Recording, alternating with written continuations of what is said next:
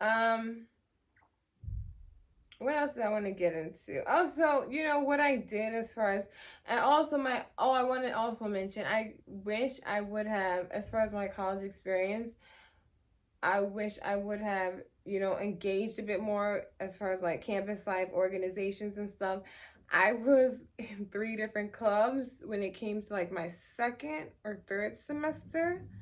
But the first semester, I was very like, I'm just gonna, just check things out. I didn't like go right in and, to the campus life. So I was in a student activist group called NYPIRG. I don't remember what NYPIRG stands for. New York Public. I don't remember, but it's community and social activism. So, yes, I was in that club. I was in the African Student Union for their modeling club. I was in the writing newspaper club. So, and then there was another club that I found out after the fact. I don't remember. It was student government and the benefits of student government. So, I would say, I wish I was a bit more involved, when it came to student life and campus life. Yeah. And that's another thing. As far as like my friend, she had moved to New York maybe like a month or two after me. She, her New York experience is more, she was more outgoing and she went out more. But she also lived in Brooklyn and I was living in Staten Island. Staten Island doesn't have a lot of night places, like nightlife for like going out like Brooklyn does. It's like restaurants, but there's not like lounges and clubs and stuff that you can go to. There's hookah bars, but that's about it, and restaurants. It's not like Brooklyn in the city. So a lot of time people go to Brooklyn because Brooklyn is right next to Staten Island, or people go get the ferry and go to the city. I was living, now where I was living when I first moved to Staten Island, it was North Shore by the ferry. And when I first moved to New York City, I was living in East Flatbush. I love East Flatbush in Brooklyn. And then I was living North Shore, and then I moved Mid Island in Staten Island. Now, I would recommend, like I said, I'm not recommending, but if you are going to live, let me tell you why I chose Staten Island. So I chose Staten Island because the housing was cheaper, and of course my school was there. So the school was a decent price. They had the major for undergrad. They had a neuroscience grad program. I was like, the plan was to study neuroscience and neuropsychology for grad school, preferably at Columbia or, in the city. So, or a Baruch. So that was like the preference. But they had a neuroscience program. It was only for masters. But I was like, this school, it seems not, like I like their psych program. And there is a psychological history when it comes into, there was a hospital on that campus. There's a whole history behind that.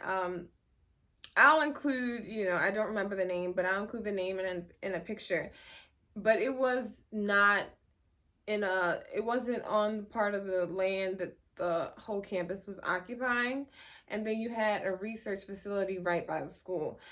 And, there was certain research they did, at the school, and they had certain, opportunities available and stuff. So I was like, this is great for psychology. This is great. So that was my major.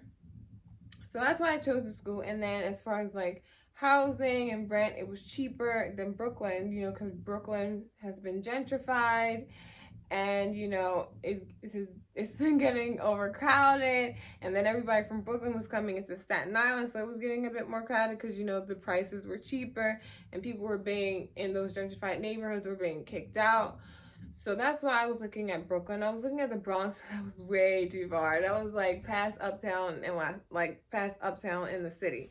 So you have Uptown, Harlem, 125th, all that, and then next to Uptown, New York City is the Bronx, and then you have Brooklyn, and then you have Staten Island. Well, and then you got Queens, like in the middle, in between Brooklyn and the city. So it was just too far, but Brooklyn rent, was decent. So it was between Staten Island. I'm like, okay, this is good for me. And when I was living in Brooklyn in East Flatbush, traveling to school, it was a 4-hour commute both ways. So 2 hours one way. So I was like, I definitely have to, move. I can't stay in Brooklyn because it's not convenient for me. But I really did miss living in Brooklyn. And, yeah, it was, Brooklyn was the place to be as far as like my experience may have been a bit different when it came to like going out and stuff like that and meeting people. I do actually no. I didn't go out that much. I didn't go out that much because I was, I'm like, okay, I need to save money. I'm gonna have groceries, rent. And that's another advice I do. I want to slide in some advice here.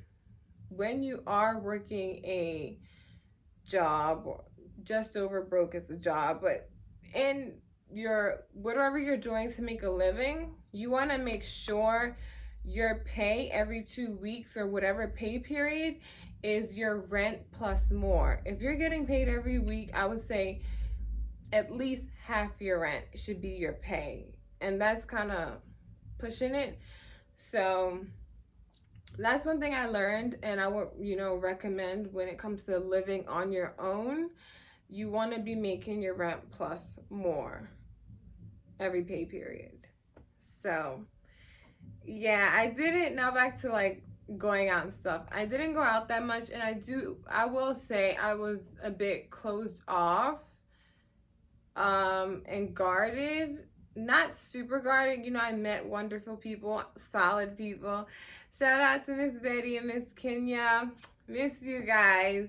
I met them at Afropalooza in Brooklyn, not too far from Crown Heights.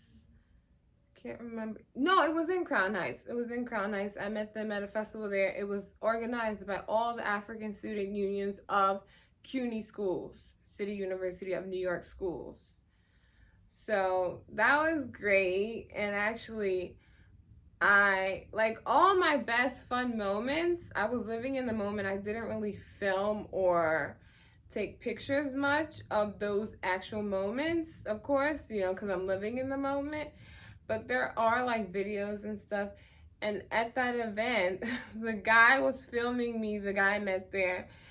So I met Rhythm and Blue, which is a drumming band. That's Miss Betty and Miss Kenya, who I'm talking about. And there was another man I met, and he filmed me dancing, and it was aired on public TV or something. I never saw it though. But yeah, it was, who else did? I met Sherry. I'm calling him Sherry because that's his Instagram name. I met him. He invited me to like my first New York Fashion Week show. It was great. It wasn't upscale New York Fashion Week, but it was still New York Fashion Week, and it was, by 34th.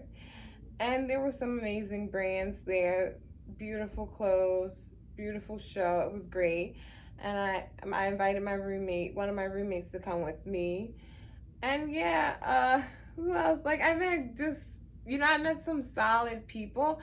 But as far as like comparing and contrasting my experience, my friend's experience as far as like socializing and being more socially outgoing, she made a lot more connections than what I did because she was putting herself out there and going out. And I was a bit like this and a bit, more worried about my survival and money and stuff like that.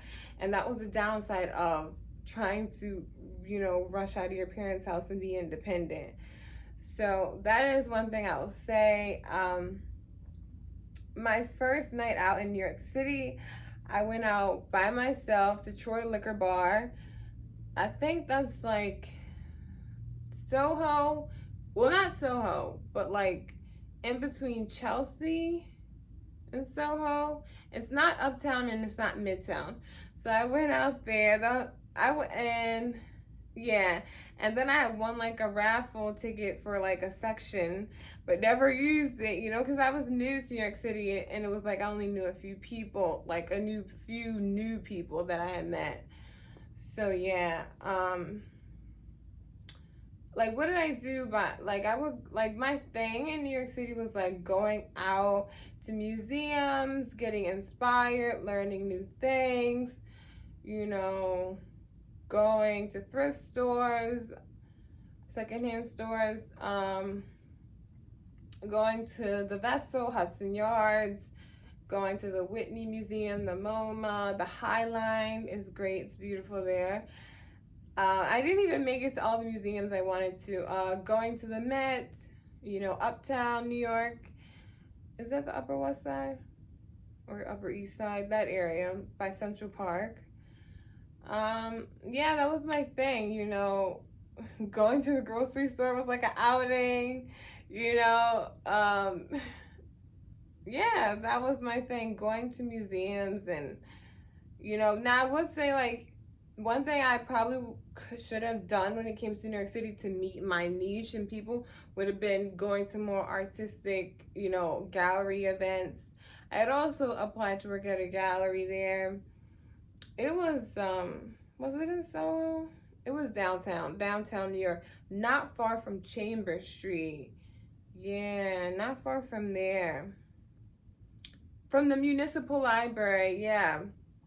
I don't remember the gallery. But I had applied to work at a gallery, but I'm saying like, so let me get back on track. So I would say I wish, what I could have done was go to more like spoken word events, go to more like painting, events and, gallery events, and some of those can be expensive. More like not upscale gallery events, but more gallery events, poetry, spoken word, just more artsy type of things. I would have met my niche, doing that. 1 second.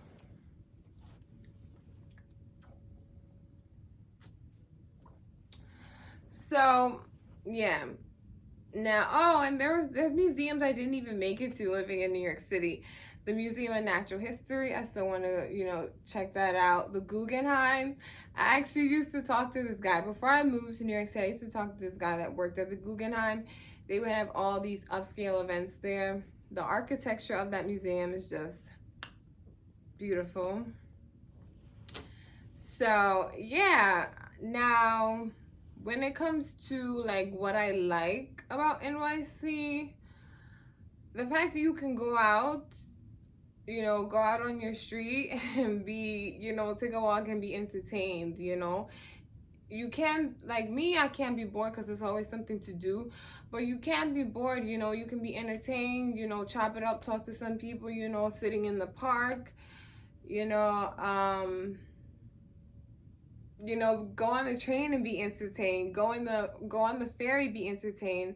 As far as when it comes to the artists that play, sing, dance, and that's one thing that I had on my list to do before I left New York City was to get a permit / certification to perform in the subway or on like in Whitehall or St. George Terminal for the ferry.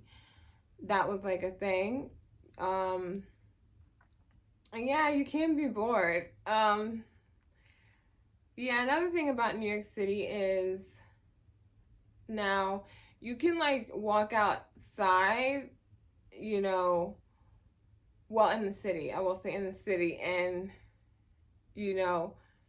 everybody, all types of different people are there. So you can literally be walking past a millionaire and he's wearing just a white t-shirt and some jeans. That's the culture and that's what it is in New York City. Like people that are making money, or that are very upscale are not gonna look that. It's an everyday people kind of thing. And that's a party that I went to in New York City. Everyday people, they throw so fun. They throw parties. The one I went to was in Brooklyn at the Well. Yeah. Oh, I'll tell you, I went to the March for Science. We met at Washington Square Park. We had marched all the way through Soho. Yeah. I did have some great fun times. Now, I'll get into things I'm not too fond of. When it comes to I'll get into the certification. Like, you gotta have a seller's permit. Like, you can't really just go into the train station or go into a subway station or, in Times Square, those dancers in Times Square Battery Park. They have certifications and permits to perform. You can't just go in and be doing your thing and collecting money. So that's kind of a downside. I wanted to go out on Victory Boulevard and be selling some things, but you can't do that, without being harassed by the cops. So that's a thing. The fact that it would freaking stink. And that's one thing my dad would say. He would say, "You love that dirty city." And I'm like, yes, New York is just, I felt so free. I felt like, a wanderer, but not in a negative sense, but just like I'm doing me, I'm not answering to nobody. I'm doing me. I'm exploring. I'm learning. I'm seeing things. So, yeah. But, yeah, the smell. The smell, like smelling piss in the subway. These are not like, it's not a big deal to me because this is like not like, oh my God, it's nothing, that I haven't smelled or seen or anything, but this is what you're gonna get. You're gonna get that stinky subway smell, or being in Midtown by Port Authority, or in that area, it's gonna smell crappy. And then, like, I remember I had left New York to go to DC to see my friend. It was like a big for the breath of fresh air because it's like, it's clean. The blocks are clean and it doesn't stink. So that's a thing. Yeah. Oh, I don't even know what a regular rat looks like. The rats that I've seen were like crazy big. Crazy big. So that's another thing. So I'll get a bit into dating. Now, this is before my filter was like zoom, zoom, zoom. So before, I will say, the dating culture there, I will say there's a trend with like people being materialistic there. There's definitely a trend with that. So the guys I was dating, they noticed I wasn't materialistic compared to other women in New York City. So that's a thing. Now, the pace can be like, dating can be a bit like fast. How do I say? Not like everybody is working, everybody got something to do, so it's like, it's, there's no rush in your experience with a person. But for some people, things are very fast in how things develop sometime, or as far as like, it either ends fast or, develops fast. Or, yeah, so I would say that. I will say, being in this day and age, a lot of people have so many options, so you'll definitely see that in New York. Guys having so many options. Yeah. I mean, as far as on the internet and then in reality, you will see that. So as far as like multi-dating and just like, yeah, multi-dating, and just, it's much more amplified in a major city when it comes to men and all the options of women, and then women, having many options and multi-dating. So that is a thing. I'll include some pictures,